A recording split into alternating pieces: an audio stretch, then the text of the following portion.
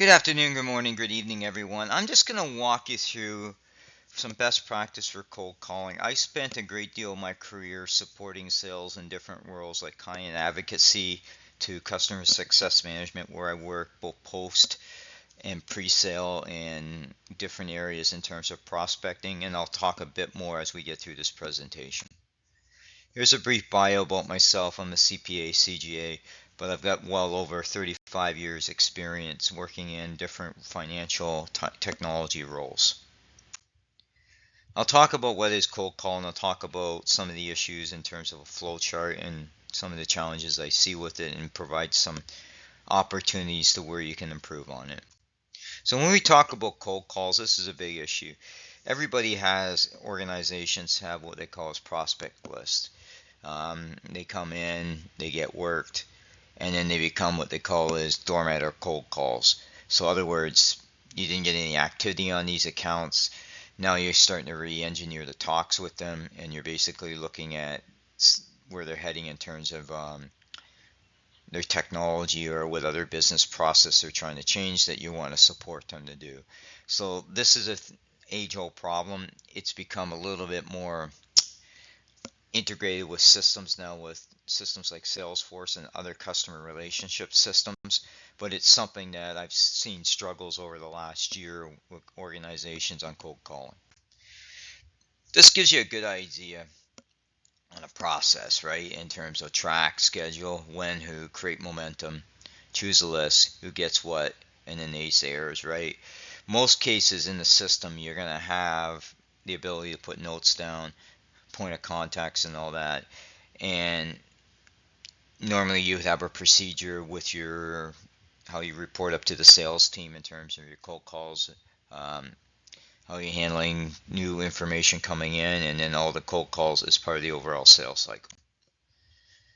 What are the challenges with it? Well, cold calls in themselves are unsolicited calls, and a lot of people know when you're doing unsolicited call, people don't really want to take those calls, so there's a challenge with that.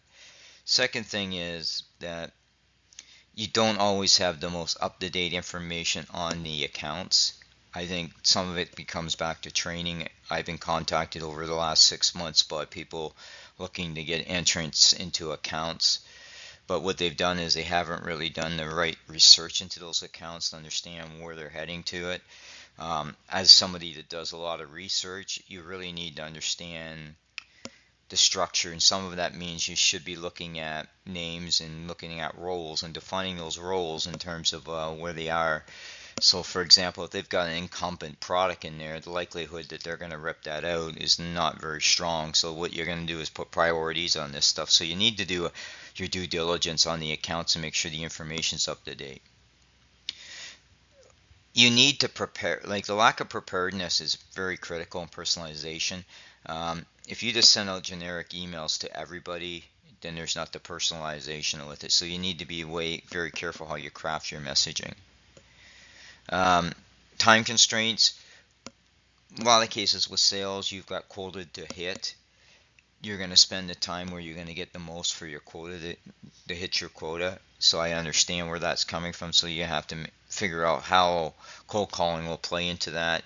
And that's where you come into ranking these counts in terms of the possibility, high, low, or medium possibility. You need to be able to handle rejection. And that's critical when you're dealing with things, because customers, if they're not interested, you're going to have to figure out a way how you handle that, because you may get in a situation where you do 10 calls and 9 of them never get back to you, or one gets back to you and says not interested. So you really just need to understand how you're going to do the process and how basically you're going to gain the benefit of your work. How I recommend doing things, this is from my approach working with SRM systems, is accuracy is critical. You need to talk with them, the client. You need to know you're talking to the right person.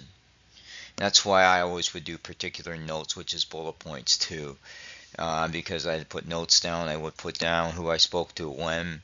I'd also look at attachments or anything else I found on the social media site that helped me prep, or for the account review. So if management wanted to look at my notes, they could see that they were detailed. What you can do as well is you can invite prospects and do a text meeting or a roadmap session, invite prospects in to get a look at this, what's new, or some sort of session. You also want to establish relationships with the partners, because some of the accounts at some point, the way organizations are going, they're moving more to the ecosystem of partners, and working with a partner is critical, because partners don't always want you stepping on their accounts because they have their relationships.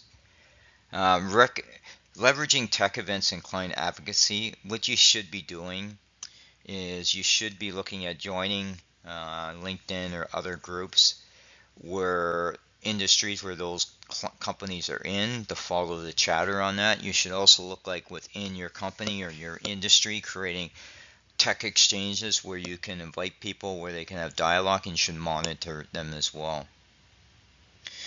The other possibility I recommend doing is follow people within companies' accounts and see what they post, and then reply to those posts accordingly. Like, you should in every day spend at least 25 minutes to an hour a day probably looking at LinkedIn differently to ensure that you're visible on LinkedIn or other social media sites, so you got the visibility. And then what you want to do as well is, when you Google clients, as I mentioned earlier, you're looking at skill sets. You're looking, because the skill set's going to tell you. If you see somebody that's got Tableau experience and that's their current role, then chances are right now you know that that's likely a good chance that they're using Tableau. If you see MLM or other machine learning skills, you'll know that they're part of a data science team. So you can look at some of the skill sets in that. It doesn't mean their role hasn't evolved, because everybody in an organization, the roles will evolve. It's just a question of when they move on to other positions, and having an understanding of that is critical. Here's some links to additional information that I compile on a daily basis. And this is how you can reach out to me by my email. If I can help you in any way with your cold calling process, or help you how best to get into accounts, then feel free to reach out to me. Thank you.